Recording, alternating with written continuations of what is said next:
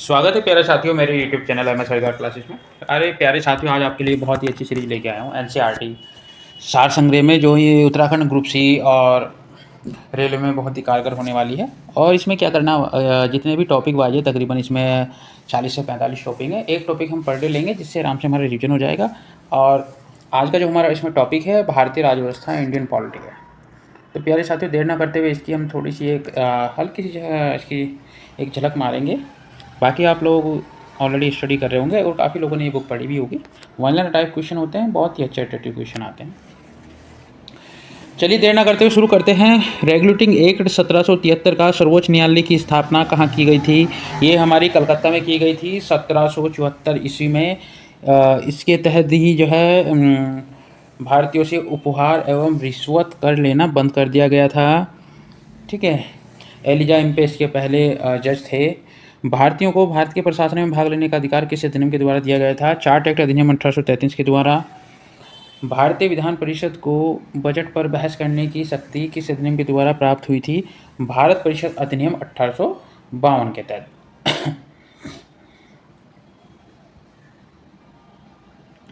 और प्यारे साथियों, केंद्रीय विधान मंडल सर्वप्रथम किस अधिनियम के द्वारा दिवस अधिनियम बना था? ये है हमारा 1919 के भारत शासन अधिनियम के द्वारा। ठीक है। भारत के राष्ट्रपति को अध्यादेश निर्गत करने की शक्ति मूलतः किस अधिनियम से प्रेरित है? भारत शासन अधिनियम 1935 के द्वारा।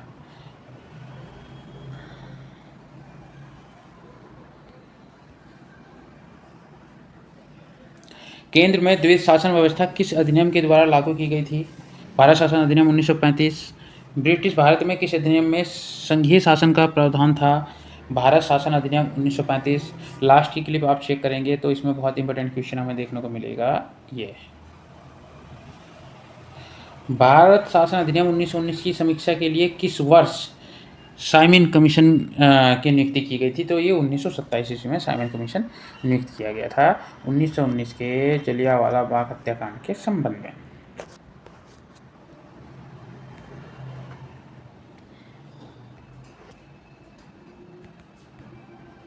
अगला क्वेश्चन है हमारा,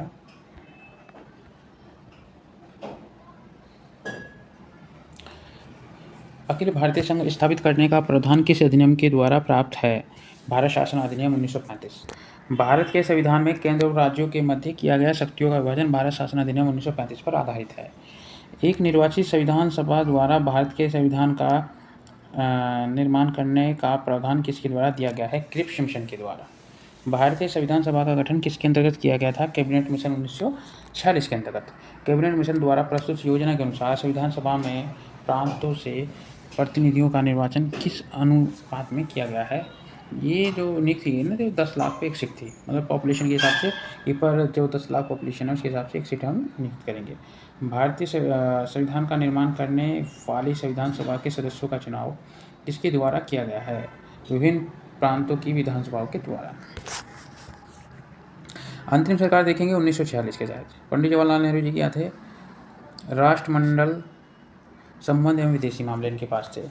सरदार वल्लभ भाई पटेल जी के पास गृह सूचना मंत्रालय था। डॉक्टर राजेंद्र प्रसाद जी खाद्य एवं कृषि मंत्रालय। जगन मथाई उद्योग एवं नागरिक आपूर्ति। जगजीवन राम श्रम। सरदार बलदेव सिंह रक्षा। लियाकत अली वित्त। और श्री राजगोपालाचारी शिक्षा एवं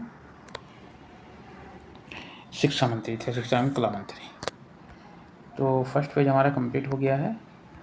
आशा है आप लोगों ने अच्छे से उस चीज़ों को देखा होगा। बाकी लगभग नोटेड क्वेश्चन है, ऐसा कुछ नहीं कि बेफालतू आप लोगों का समय इसमें खाली की इधर उधर से इन्वेस्ट किया जा रहा है। अगला बहुत ही अच्छा क्वेश्चन है, भारत की संविधान सभा की पहली बैठक कब हुई थी? 9 दिसंबर 1946 को। भारतीय संविधान का प्रथम प्रारूप किसने तैयार किया था? सर BN राव ने।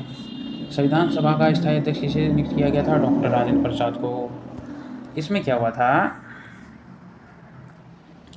सचिदानंद सिन्हा जी थे हमारे, क्योंकि वो सबसे उस सभा में सबसे उम्रदराज आदमी थे, तो उनके सम्मान के लिए 9 दिसंबर 1946 के आसपास की ये घटना है, मीन्स लगभग कन्फर्म ही है, उस दिन की ये घटना है। तो डॉक्टर राजेंद्र प्रसाद जी की जगह हैं सचिदानंद सिन्हा जी को 2-3 दिन के लिए नियुक्त किया गया। उसके बाद उनका जैसे रिजाइन या इस्तीफा लेने के बाद स्थायी अध्यक्ष डॉक्टर राजेंद्र जी को बना दिया गया। अगला क्वेश्चन है हमारा, संविधान सभा में पंडित नेहरू द्वारा उद्देश्य प्रस्ताव कब प्रस्तुत किया गया था? 13 दिसंबर 1946 को। अगला क्वेश्चन चलते हैं, नेहरू द्वारा प्रस्तुत उद्देश्य प्रस्ताव संविधान सभा में कब स्वीकृत किया गया था? 22 जनवरी 1947 को। बहुत ही इंपॉर्टेंट क्वेश्चन है। भारतीय संविधान के निर्माण काल में संविधान सभा के कुल कितने अधिवेशन हुए थे? 12 अधिवेशन हुए थे। भारतीय संविधान के निर्माण में संविधान सभा को बनने में कितना समय लगा था? 2 वर्ष 11 माह 18 दिन।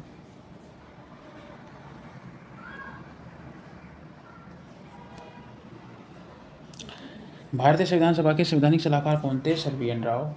भारत की संविधान सभा के वर्तमान रूप में राष्ट्रीय ध्वज कब अपनाया गया था? 22 जुलाई 1947 को। संविधान सभा की प्रथम बैठक की अध्यक्षता डॉक्टर सच्चिदानंद सिन्हा द्वारा की गई थी अस्थायी रूप से। भारत का संविधान कब स्वीकार किया गया था? 26 नवंबर 1949 को। ये तो लगभग अमूमन सबको पता रहता है, इतना भी अगर ना पता हो तो कोई मतलब नहीं अपनी तैयारी का। भारतीय संविधान पूर्णतः कब लागू हुआ? 26 जनवरी 1950 को। देखो जो मैं आपको बता रहा था ना वही आ गया स्टेप ना, देखना। 9 दिसंबर 1946 को संविधान सभा की प्रथम बैठक हुई। डॉक्टर सच्चिदानंद सिन्हा को अस्थायी अध्यक्ष। 11 दिसंबर 1946 को राजेंद्र प्रसाद जी को स्थायी अध्यक्ष चुना गया। संविधान निर्माण का प्रारंभ 13 दिसंबर 1946 को पंडित जवाहरलाल नेहरू द्वारा उद्देश्य प्रस्ताव के तहत किया गया।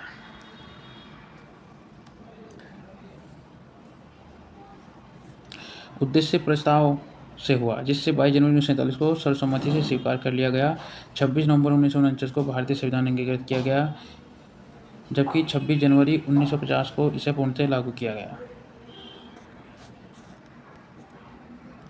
ये नीचे का पॉइंट देख सकते हो, बहुत अच्छा है। जो भारतीय हमारा संविधान है वो 2 भाषाओं में लिखित है, हिंदी और अंग्रेजी, और दोनों ही भाषाओं में जितने भी उसमें संविधान सभा के जो सदस्य थे, अध्यक्ष थे, तो दोनों के ही साइन उसमें संलग्न हैं, दोनों ही भाषाओं में। 26 नवंबर 1949 को भारतीय संविधान किसके द्वारा अधिनियमित किया गया था? संविधान सभा के द्वारा। जनगण मन को भारत के राष्ट्रगान के रूप में कब अपनाया गया था? 24 जनवरी 1950 को। भारत सरकार द्वारा अशोक स्तंभ को कब अंगीकृत किया गया था? 26 जनवरी 1950 को। संविधान सभा की सलाहकार समिति के अध्यक्ष कौन थे? सरदार वल्लभ भाई पटेल जी। ये सलाहकार समिति यानी एडवाइजरी कमिटमेंट कमेटी के अध्यक्ष थे। संविधान सभा की झंडा समिति के अध्यक्ष डॉक्टर राजेंद्र प्रसाद जी थे। अब उस समय देख लेते हैं प्रमुख समितियां, उनके अध्यक्ष। वो जो मैंने आपको 1946 की दिखाई थी, ये गठन होने के बाद ये 1950 की। संघ शक्ति समिति पंडित जवाहरलाल नेहरू। संघीय समिति पंडित जवाहरलाल नेहरू। प्रांतीय समिति सरदार वल्लभ भाई पटेल। प्रारूप समिति डॉक्टर भीमराव अम्बेडकर। ये तो पता ही होगा आपको, अम्बेडकर जी का तो इम्पोर्टेंट क्वेश्चन है, वो हर एग्जाम में आ जाता है यार। ये मौलिक अधिकार उनके परामर्श समितियाँ सरदार वल्लभ भाई पटेल। प्रक्रिया नियम समिति डॉक्टर राजेंद्र प्रसाद। राज्यों के लिए समिति पंडित जवाहरलाल नेहरू। संचालन समिति डॉक्टर राजेंद्र प्रसाद। संविधान सभा के कार्यों से संबंधित समिति के अध्यक्ष कौन थे? जीपी माल्यंकर दे, पता है। इसमें प्रारूप समिति के 7 सदस्य देख लेते हैं।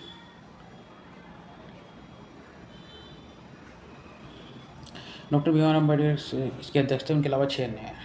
प्रथम थे एन गोपाल स्वामी अयंगर, डॉक्टर के मुंशी, बी.एम. मित्रा पर पहले थे, उसके बाद रिजाइन करने के बाद आ गए थे माधवराव, अलादी कृष्ण स्वामी अय्यर, फिर सैयद मोहम्मद सलादू, फिर डी.पी. खेतन की जगह हमारे आगे थे कृष्णमाचारी,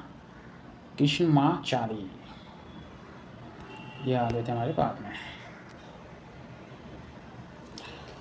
संविधान सभा ने डॉक्टर भीमराव अम्बेडकर की अध्यक्षता में प्रारूप समिति का गठन कब किया गया था? 29 अगस्त 1947 को। अच्छा क्वेश्चन है।